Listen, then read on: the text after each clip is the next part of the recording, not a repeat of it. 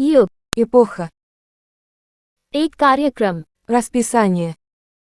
semester, семестр, एक अवकाश, каникулы, एक सार्वजनिक छुट्टी, государственный праздник, एक दिन, день, एक तिथि, свидание, एक सप्ताह, неделя,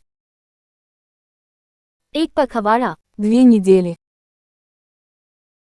एक महीना, месяц, एक साल, год, एक लीप वर्ष, високосный год, एक वर्ष के अंतराल, год перерыва,